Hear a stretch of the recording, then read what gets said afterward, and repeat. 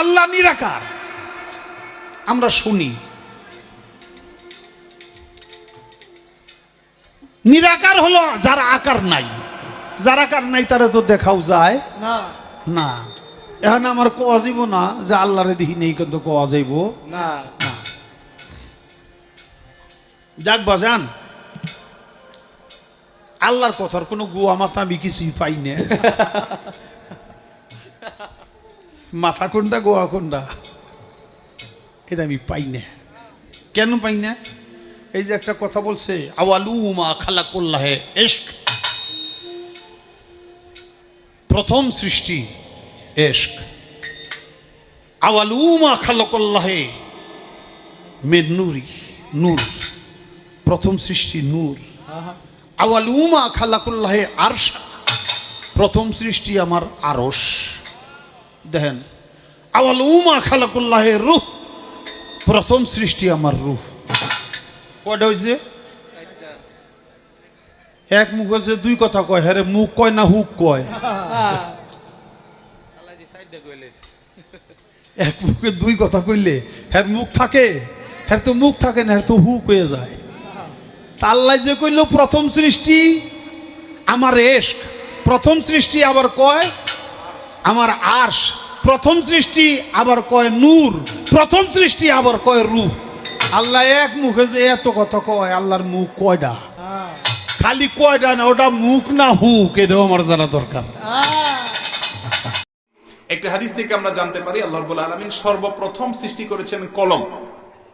যদিও অন্যান্য আরো অনেক বর্ণনার দিকে তাকালে দেখা যায় তারও আগে আল্লাহ তাআলা সৃষ্টি করেছেন আল্লাহর আরশ, এবং কোন কোন বর্ণনা দ্বারা দেখা যায় পানি।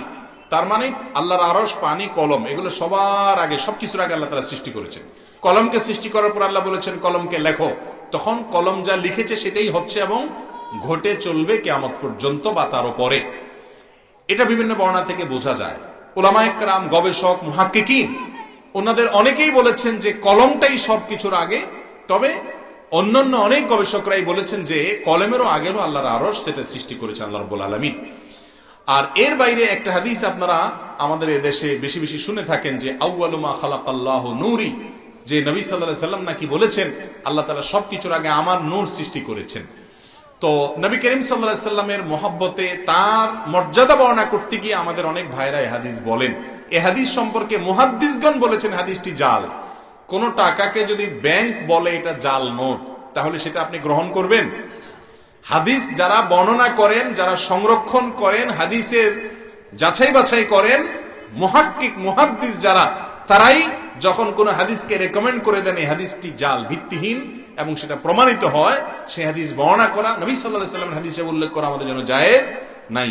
তার নামে মিথ্যাচার করলে সে ব্যক্তি জাহান্নামের টিকেটে রিজার্ভেশন করে ফেললো। মান্নি কাযাবা আলাইয়া মুতাআম্মিদান ফালিয়াতাবাওয়া মাকআদাহু মিনান নার। বিধায় এই কথা আমরা বলবো না। তাহলে খোলাসা কথা হলো, নবী করিম সাল্লাল্লাহু আলাইহি ওয়াসাল্লামের কথা যেটা বলা হচ্ছে যে তার নূর প্রথম সৃষ্টি করা হয়েছে, এই মর্মে নবী করিম সাল্লাল্লাহু আলাইহি ওয়াসাল্লাম থেকে কোন হাদিস বর্ণিত হয়নি বিশুদ্ধভাবে, যার কারণে বিশ্বাসটা আমরা করব না। এখন এই কথা বললে অনেকে বলবে তাহলে আপনাদের মধ্যে রাসূলের মহব্বত নাই। হ্যাঁ, রাসূলের আপনি অবমাননা করেন, রাসূল সাল্লাল্লাহু আলাইহি ওয়াসাল্লাম ভালোবাসেন, আপনি কিসের মুসলমান? ভাই, ভালোবেসে যাকে যতটুকু মর্যাদা দিতে হবে সেখান থেকে যা না, অবাস্তব মিথ্যা কথাও যদি আপনি ভালোবাসা মানুষের জন্য বলেন, তাহলে এটা ভালোবাসা হয় না। বুখারীর হাদিসে আসছে নবী করিম সাল্লাল্লাহু আলাইহি ওয়াসাল্লাম বলেছেন, লা তুতরুনি কামা আতরাতিন নাসারা ইবনে মারইয়াম। খ্রিস্টানরা ঈসা আলাইহিস সালামের মর্যাদা দিতে গিয়ে তাকে আল্লাহর পুত্র বানিয়ে দিয়েছে, নাউজুবিল্লাহ। অর্থাৎ মর্যাদা বলতে গিয়ে সীমা লঙ্ঘন করেছে। তোমরা আমার মর্যাদা বর্ণনা করতে গিয়ে আমার মহব্বতে সীমা লঙ্ঘন করিও না। আজ আমাদের অনেক মুসলমান ভাইরা সে সীমা লঙ্ঘনটা করছেন, যেটা নবী সাল্লাল্লাহু আলাইহি ওয়াসাল্লাম 1400 বছর আগে ওহীর মাধ্যমে জ্ঞাত হয়ে অনুমান করেছেন এবং জেনেছেন, সেটা তিনি বলেছেন। বিধায় আমরা এরকম কোনো কথা বলবো না। তাহলে খোলাসা কথা হলো, আল্লাহর সৃষ্টি জগতে প্রথম সৃষ্টি হলো এই তিনটি, কলম, আরশ এবং পানি।